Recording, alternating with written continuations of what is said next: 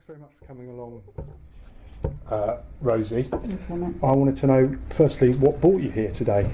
I saw it on Facebook, and when I saw all the metal stuff, I thought, well, I wanted to go down and have a look.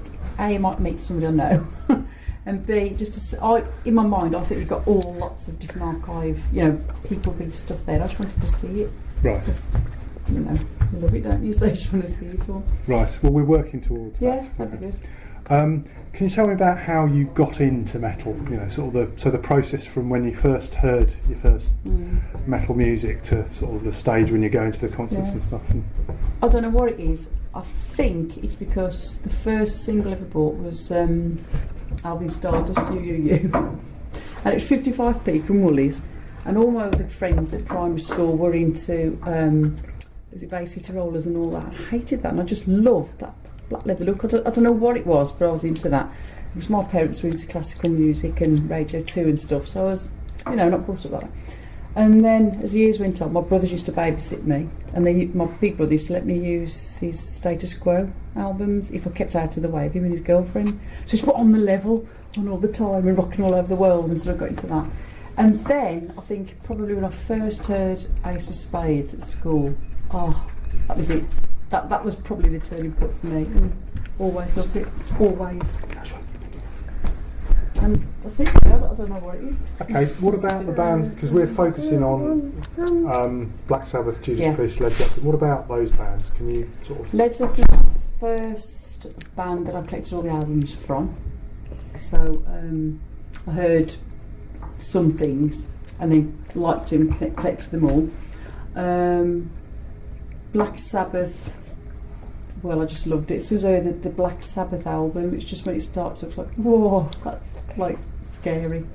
Love that. And loved Ozzy as well. I can remember seeing Ozzy on the telly. He's just enjoyed himself. He was well up for it, wasn't he? And then, of course, Judas Priest followed on, and all those sort of bands sort of followed on from there, doesn't it? Oh, that's great. Now, I just wanted to talk about your metal life, and what I mean by that is, so it wasn't just the music; it was the clothes, it was the pubs you were going to, it was the records you were buying, it was the friends you were making. It was so. Let's give us a picture of your whole life. I think the music comes first, and then we used to meet up at just a little pub in Blackheath, which is like just outside Dudley. And I used to go there with my mate, and then other rock people used to go there. It wasn't a rock pub at all; it was just an old man's pub, and so that sort of influenced things as well. So I could get into it, Then we started going up the only police. We started going up Dudley to the Crown up Dudley, and I think because the music influences where you go. I don't think it's the other way around, is it? Because I cannot stand those flipping trendy wine bottles. I just hate it. I just don't know why people go there and just in that bloody hippity hoppity. I can't stand it. So I've always gone to like JB's in Dudley, the back of Pathfinder, and all those sorts of places. We used to go to Jinx's in Dudley. That used to be really good. Lars Ulrich went in there once at the bar. I don't know if he was there that night. So he was there when Metallica was just breaking, because his girlfriend was a sheet metal worker from Stourbridge, wasn't she? We knocked around with her for a bit, and then we went up to the Highwayman up Cheadle, and then we went to the places where there was rocks. So we went to Burton Central or something to see, was it FM or something like that. So we travelled to see the rock. So I think that's where it comes from. And then you meet through those circles, don't you? I don't think I've ever been with a bloke. I've been out with one bloke who wasn't into it, and it just doesn't work, does it? You've got to be with like-minded people. Okay, what about sort of radio, TV, magazines, newspapers? Kerrang! How are you picking up your Kerrang! I was avid Kerrang! Reader. There wasn't anything like the internet when I was growing up. So it was based all on Kerrang! And actually there wasn't any rock stations either. When I was 18, 19, so it was quite limited, and you literally lived for the weekend. And I think there'd be a Thursday night at perhaps JB's, that you go to. But we just lived for the weekend, and then Donnington was our holiday. Donnington was, that was the big holiday. Yeah, you've one of the things you bought in is the ticket from the Iron Maiden Monsters of Rock Festival, Saturday the 20th of August, and I know that it's 1988 on there because it was a very memorable gig. So could you tell us a bit about that one? Yeah. Well, my main memories of that one is them saying, I don't know how many thousands of people they're allowed, but then we heard later, was it 100,000 that was in? I don't know if they was allowed 80,000, but there was 100,000 in. I'm sure there was something like 20,000 extra. But I can remember going there, and there's like a wall at the back that we used to stand on. Like some people used to sit at the back, like all the food, there was a stage, and all the food things used to be around the peripheral of the edge. It wasn't like it is now. And then there used to be like a wall there, and people used to sit on this wall, climb over the wall, and the toilets, you know, it was a bit rank and everything. And I can remember after, just before Guns N' Roses, we knew Guns N' Roses was coming on, we started to go down the front, and the pace started to quicken up, and then it started to run, and it was like, it was really scary. It was really, because I can remember running, not wanting to run, wanting to stop, but looking behind me and just seeing a mass of people. It was just one massive stampede because Guns N' Roses were at the front, and that's who we were going for. We weren't going for Iron Maiden. In fact, I didn't even see all of Maiden's show that night.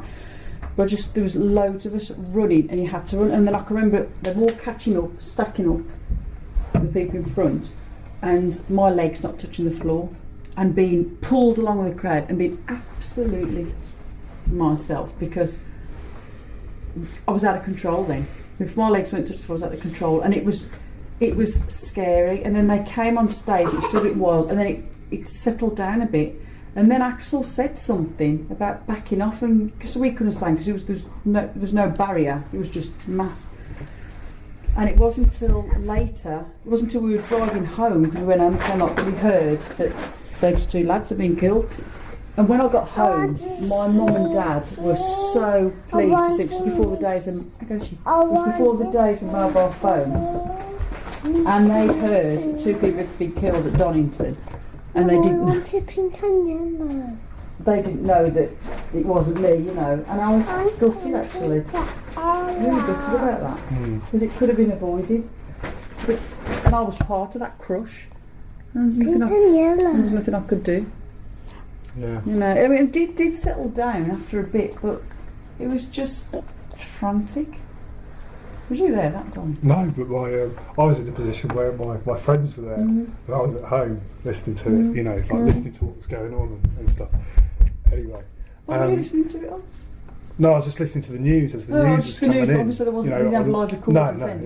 It wasn't being broadcast live. But yeah, I think basically Guns N' Roses were on too early. You know, Guns N' Roses were already getting huge at that time. And anyway, I'm not here to give my opinion. Okay, there's another ticket that you've bought in here, which we've taken a photo of, which is Ozzy Osbourne with special guest Rat at Birmingham Odeon Theatre, Sunday the 23rd of February 1986. And can you tell us about that gig? Yeah. Tell us all about the venue, all about the whole night. Perhaps even go back from right where you bought the ticket. You know, we had to go and fetch the ticket in person, which I still wish they kind of did. Sort of ticket tapes again, and we had to queue. It was about the same sort of time I queued for Alice Cooper as well. You used to get in Brum on a Saturday, really early, and join the queue at the Odeon, and that's what I did for that one. And my mate said she wasn't going because she'd seen Ozzy loads of times, and I didn't tell her that Rat were supporting. And then she found out, like, Rat are supporting? No. Most of us really wanted to see Rat because they were just breaking. And I think around that sort of time, I'll say metal was dying out, that's wrong, but the image was changing because it was going from the black leathery look to the spandex and all the jewellery and the spiked hair. So Rat was sort of in amongst all that sort of thing. You know, they were all proper glammy look. So a lot of people going for Rat. Anyway, so I queued and got the ticket. And then at the Odeon, you've got like all the seats at the front, and you've got the security there, and you go down. And what you used to do is just give your ticket to somebody else, put it in the back pocket. They used to take them back and swap tickets. So everybody was down the front, everybody. So the first sort of few rows that would be classed as the front, everybody was standing. I don't know how we used to do actually. Between the front seats and the stage, would only be like a narrow gap. Well, it'd be like what the security, because they never used to have security, pacing up and down. You was right at the front of the stage. You have your hands flat on the stage and all that, you know. And yeah, we were just sandwiched in, and that's how we got down the front, and everybody did. And you used to know that you could go there on your own and you bump into somebody you knew, because like I was on about before, a circle of people, and it's like, even if you don't know somebody, you recognise them. I've still do that now. I go, oh, I know him, but I don't know him.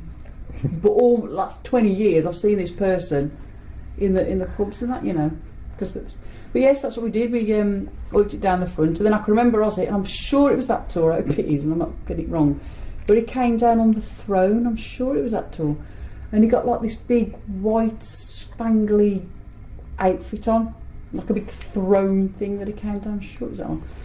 And then he started clapping his hands, but going really low down. He went, come on, because he was leaning across the audience. So as he's going across the stage, we're all sandwiched at the front. So you could almost touch him with that close, because there wasn't that gap with like the security so much like there is now.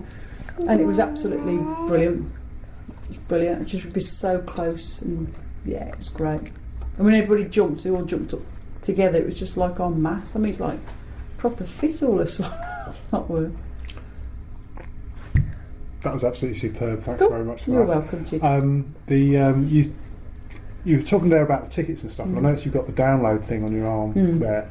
So what I wanted to ask you about was sort of the part that metal has played in your life, because you're still obviously, you went to download last weekend. So tell us.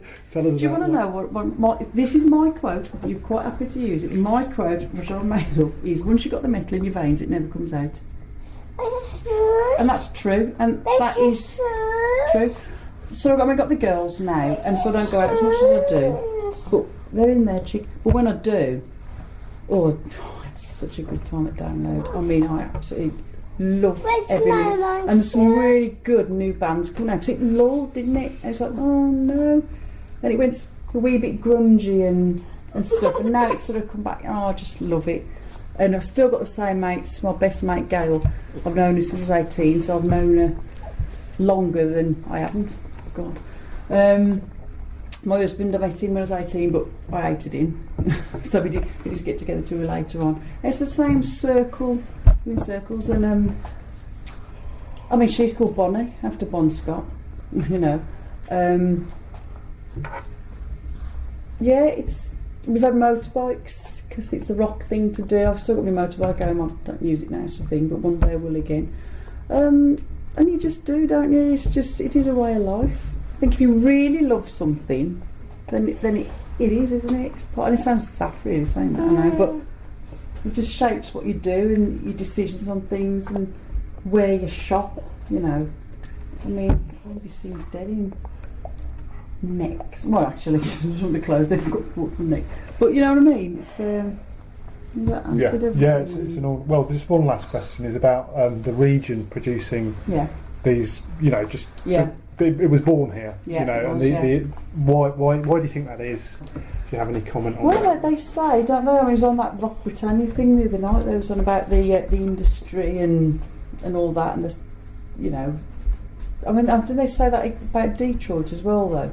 They say Detroit Rock City, that with Kiss, is all the heavy industry and stuff shapes people and where they are.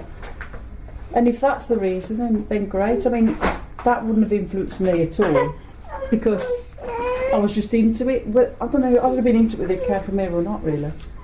Because I mean, I love all like Motley Crue and stuff like that. Well, I'm not from around there, and I shouldn't really, should I? And Hanoi and all that. It's your chair, isn't it? No, my chair. I don't know why it's from here, but I'm glad it is.